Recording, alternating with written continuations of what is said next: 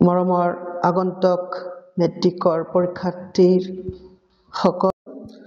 তোমালোকক ইতিমধ্যে 2023 চনৰ কোশ্চেন পেপাৰখনৰ পৰা কোশ্চেন নম্বৰ 5 লৈকে মই কৰি দিছো আজি কোশ্চেন নম্বৰ 6 ৰ পৰা জীৱনটোৰ পৰা যে মই কৈ দি আছো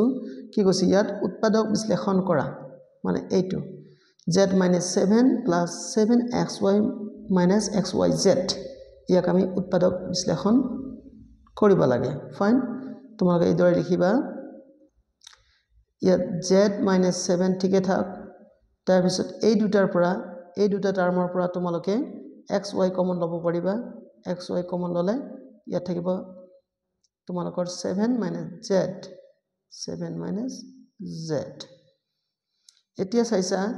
তোমালোকৰ ইয়াত আছে z - 7 কিন্তু ইয়াত আছে 7 - z আমি এটোক এতিয়া উল্টাই লব লাগিব কেনেকৈ লবা ইকুৱেল টু দিলা z - 7 লিখিলা ইয়াত মাইনাস কমন লবা এবাৰ -1 কমন মাইনাস কমন ললে হল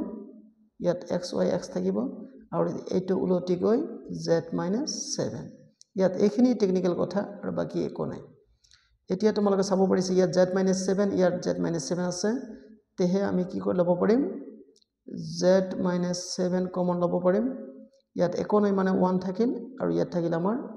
xy এইটো হল তোমালোকৰ আনসাৰ এইটো আছিল তোমালোকৰ একেবাৰে সহজ অংক এতিয়া কোশ্চেন নম্বৰ 7 ত কি কৈছে দেখুৱা যে 5 - √3 অপৰিমেয় ফাইন তোমালোকে ইয়াক উলটাই ধৰিব লাগিব কোশ্চেন নম্বৰ 7 আছিল এটো নহয় তোমালোকে লিখিবা সলিউশন দিয়াৰ পিছত ধৰা হল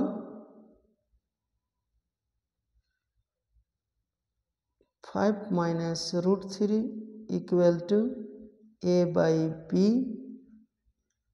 যত a, b দুটা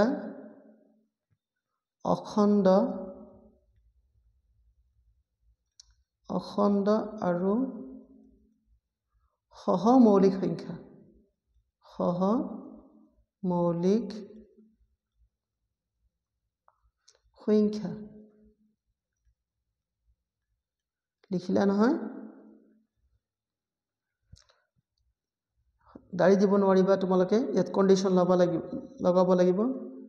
সংখ্যা আৰু b not equal to 0 এনেকৈ লিখিলা তাৰ মানে তোমালোকে কি ধৰি ললা যে 5 - √3 এইটো এটা পৰিমেয় সংখ্যা এইটোক তোমালোকে নাম্বাৰ 1 দিবা কিন্তু দেই এইটোক নাম্বাৰ 1 দি লবা আচ্ছা এইবাৰ লিখিবা তোমালোকে 1 implies দি লিখিলা তেনেহলে ইয়াত তোমালোকে চাব পাৰিছে এইটো তাৰ নেকি a/b ইফালে আনিম আৰু √3 সিফালে লৈ যাম তোমালোকে চাবা তেন্তে কি হ'ব ইয়াত 5 - a/b ইকুৱেল টু কি হ'ব আমাৰ √3 ফাইন এতিয়া তোমালোকে লসাগু উলিয়াবা লসাগু যদি তোমালোকে উলিয়াই লোৱা ইয়াৰ লসাগু b হ'ব এটা হ'ব 5b - a ইকুৱেল টু √3 লিখিলা নহয় এতিয়া চাইছা তোমালোকে b এটা অখণ্ড সংখ্যা তোমালোকে ধৰি লৈছা ইয়াৰ 5 গুণ কৰিলে ইও এটা অখণ্ড সংখ্যা হ'ব ফাইন এতিয়া এই অখণ্ড সংখ্যাৰ পৰা আন এটা অখণ্ড সংখ্যা বিয়োগ কৰিলে তোমালোকে নিশ্চয় কি পাবা এটি অখণ্ড সংখ্যা এইটোক তোমালোকে ধৰি লবা এইটোক তোমালোকে c বুলি ধৰি লোৱা c/b is equal to √3 ব্ৰেকেটত তোমালোকে লিখি দিবা যত c equal to 5b - a এতিয়া কি পালা তোমালোকে ইয়াৰ √3 তোমালোকে ভালদৰে জানা ই এটা অপৰিমেয় সংখ্যা কিন্তু ইয়াক আমি প্ৰকাশ কৰিব পাৰিলো a/b মডেলত মানে c/b মডেলত তাৰনে হল কি আমাৰ √3 কি হ'ব তেন্তে তাৰ মানে পৰিমেয় সংখ্যা হ'ব which implies তোমালোকে লিখিবা √3 এটা পৰিমেয় সংখ্যা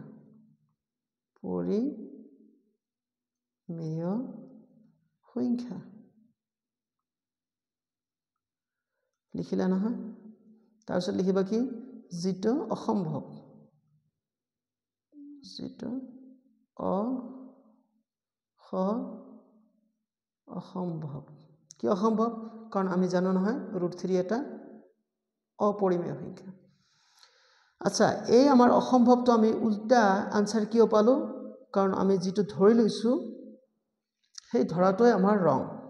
লাষ্টত তোমালোকে লিখিবা অৰ্থাৎ